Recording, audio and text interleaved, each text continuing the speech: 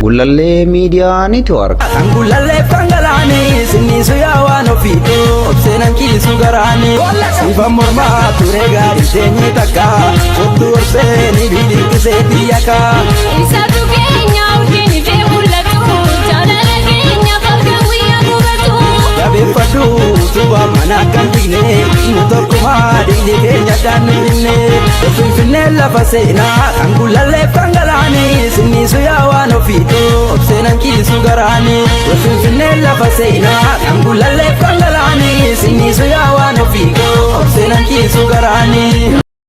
Hayyee harka fuunee akkam jirtu kabajamtoota daawwattoota Gulalee Media Network sagantaa keenya kan guyyaa irra qabannee jirra. Sagantaa kana qabatee kan isin biraan ga'u ana Buunoo Waabeekootiin. Maarree isinis tuurawwan miidiyaa keenya karaa Facebook, karaa YouTube akkasumas weebsaayitii Gulalee Media Network sagantaa keenya akka hordoftan affeerraa keenya.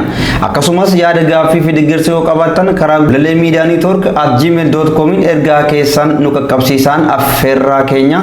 Maturee keenya guyyaa har'aa keessatti kaaba shaggar ona salaalee keessatti tarkaanfii waboon fudhateen humnoonni mootummaa hedduun barbadaanii jiru. Achuma lixa shaggar keessatti uummanni Oromoo tajaajila hawaasummaa dhorkamee dararamaa jiraachuun gama biraatiin gamtaan BRICS kan Itoophiyaa keessatti kaadhimamte kun maali? Kaayyoon gamtaa kanaas maali kan jiru kan wajjiniin ilaallu ta'a. Dhumarratti dhaabbanni buqqaatota idil addunyaa IOM gabaasa waa'ee Itoophiyaa irratti baaseen uummanni miliyoona 3 ol buqqaafamuu isaa gabaaseeti jira. Irra deebiin akkam jirtu kabajamtoota daawwattoota Gulalee Media Network sagantaa keenya har'aa kan isin biraan ga'aa jiru ana Buunoo Waabeekooti. Maarree kaaba shaggar ona salaalee keessatti waboon loltoota diinaarraan haleellaa guddaa geessisee jira.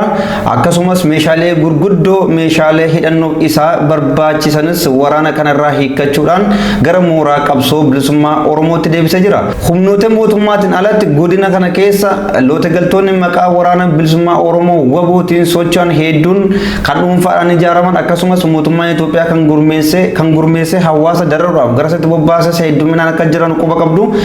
Waraanni kun guyyaa kaleessaas heeruu uummati kenneef ka'umsa godhachuudhaan namoota yakka kana raawwatan hedduu irratti tarkaanfii fudhateeti jira. Anitiin dargaggoonni uummata saamanii karaa hin taaneen uummata dararanii qabeenya kuufachuu barbaadan uummata dararanii ofii badhaadhuu barbaadan maqaa waraana kanaatiin of gurmeessuudhaan uummata naannoo kanaa uummata godina kana saamaa akka turan ni beekama. Mootummaan gama isaatiin namoota waboo fakkaatu jedhee uffannaa garagaraa meeshaa adda addaa meeshaa duubatti garagaraatti kennuudhaan maqaa waraana kanaatiin maqaa shanee jedhamu kan ofii moggaafatte itti baasuudhaan uummata dararaa akkasumas godina kana keessatti namoota hedduu saamaa turanii gudeedaa turanii reebicha garagaraa yakka garagaraa hawaasa naannoo sanaa irratti raawwataa turanii. Maarree waraanni bilisummaa Oromoo heeruu uummati kenneef iyya uummata kanaaf gurra kennuudhaan loote galtoota farra qabsoo bilisummaa Oromoo kana adabaa jiraachuun isaa beekama. Kaleessa hojiiwwan gurguddoo lama waraanni kun ona salaalee keessatti hojjete irraa tokko waraana diinaa irratti tarkaanfii keessa deebii hin qabne fudhateera. Kan biraa immoo loote galtoota maqaa Oromoo baafatanii maqaa waraana bilisummaa Oromootiin uummata Oromoo dararan gubbaatti tarkaanfii fudhatee jira.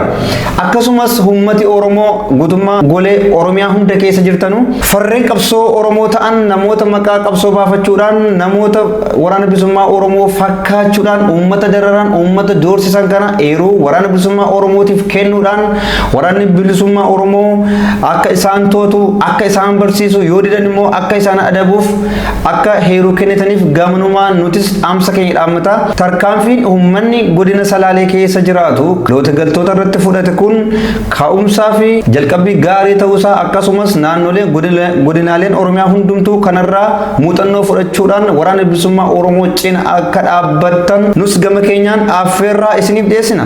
Gama biraatiin shawaa lixaa fi shawaa kibba lixaatti uummanni Oromoo tajaajila hawaasummaa dhorkamee dararamaa jiraachuun isaa beekamee jira. Uummanni Oromoo naannoo kana godina kana keessa jiraatu tajaajila hawaasummaa dhabuudhaan manni barnootaa cufuudhaan daandiin irratti cufamuudhaan buufataaleen fayyaa garagaraa qaama mootummaatiin ugguramuudhaan hawaasni rakkoo guddaaf saaxilamee akka jiru odeeffannoon nu qaqqabeeti jira. Fakkeenyaaf gandoleen akka aanaa Amboo, aanaa Ilfaataa, aanaa Cobbii, aanaa Gindabarat, kanneen akka aanaa Jalduu, aanaa Mettaarobii, aanaa Adaa Bargaa fi kanneen akka aanaa Calliyaa rakkoo hamtuudhaaf saaxilamanii akka jiran odeeffannoon nu qaqqabeeti jira. Qaamileen mootummaa niitoorkii garagaraa kutuudhaan uummata naannoo sanaa dararaati jiru.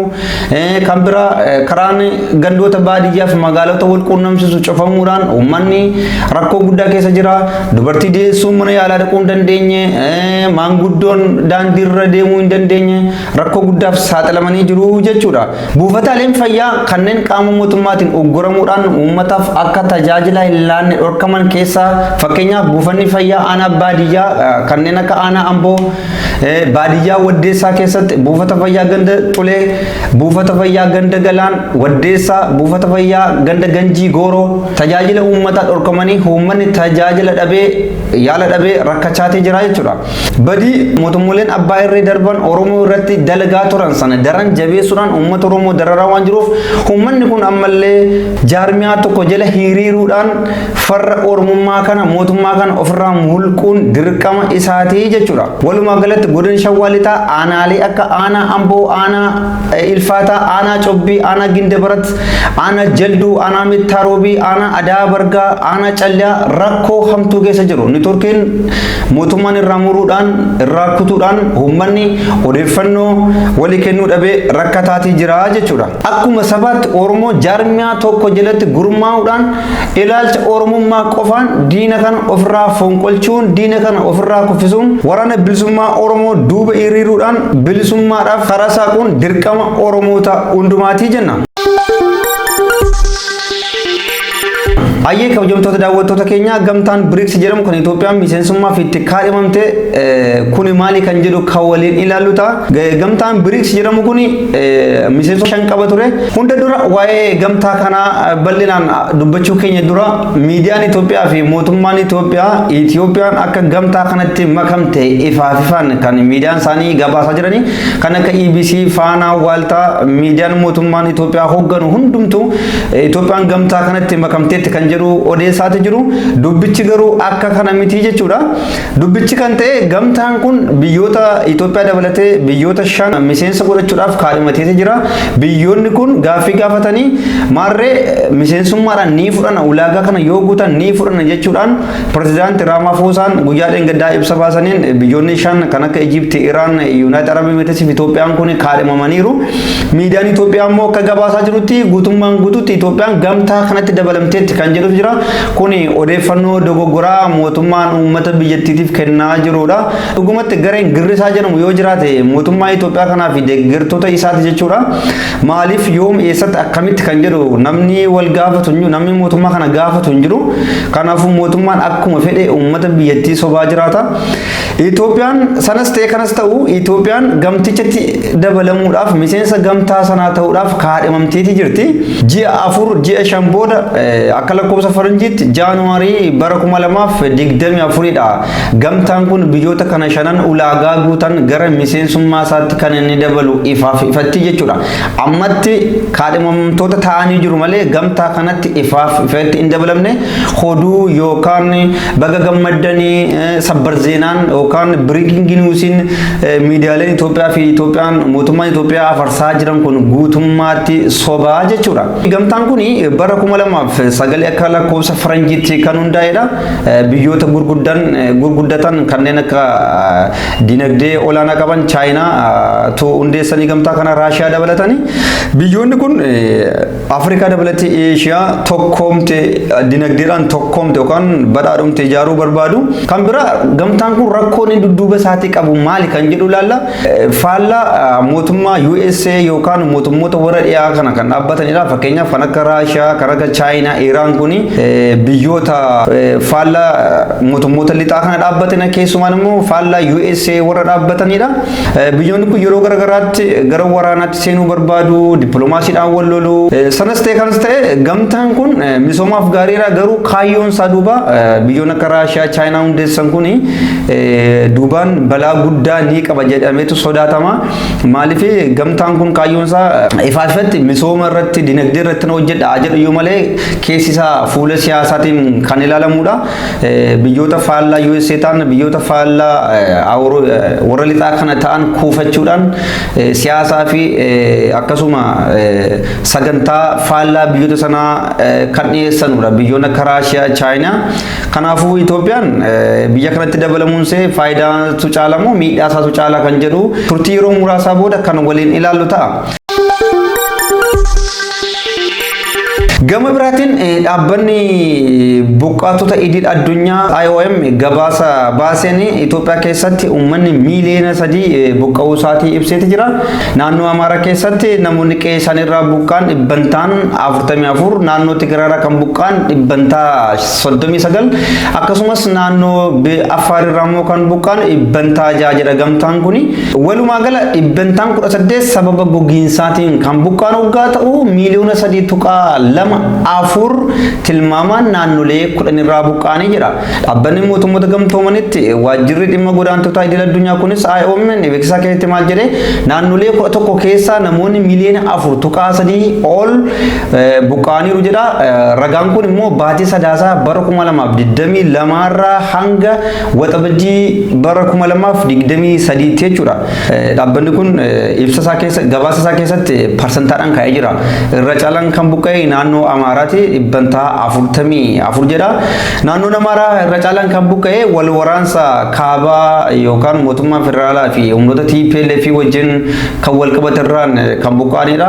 Itti dabalataan immoo saboota naannoo Amaaraa keessa jiraatan kanneen akka Agao, kanneen akka Qeemaant garee fiinxaleessaa Faannoo jedhamu kun buqqiseeti jira. Hedduun isaanii kanneen uummata Qeemaant gara Sudaanitti baqatanii kan jiran jiru. Uummanni Walloo achuma ofirraa ittisaas kaan immoo bakka garagaraatti gargaarsaaf saaxilameeti jira.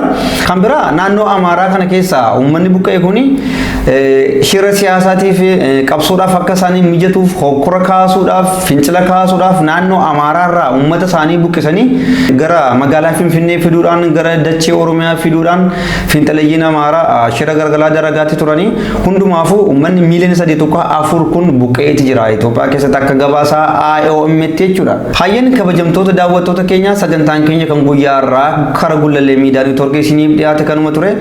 Isinis sagantaa keenya akka jaallattan abdii qabna. Sagantaa kana dhiyeessuudhaan kan isin wajjin ture ana Buunnoo Waabekooti. Maarree isinis sagantaa keenya kana yoo jaallattan toora YouTube Gullallee Miidiyaa Neetwoorkii subscribe, share gochuudhaan deeggarsa keessan akka nuuf arjoomtan isin gaafanna. Bor sagantaa kan biraatiin hanga walitti deebinutti nagaraan nu tura.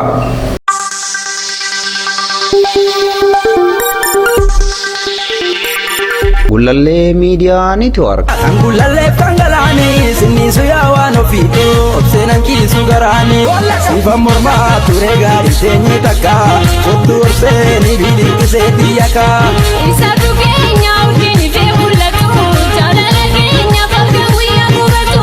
Jabeeffadhu tuba mana kan dhigne nu tokkumaa dhiigni keenya daanninne Finfinnee lafa seenaa kan Gullallee fangalaani sinnisu yaawaan ofiitu obseenan kiisu garaani Finfinnee lafa seenaa kan Gullallee fangalaani sinnisu yaawaan ofiitu obseenan kiisu garaani.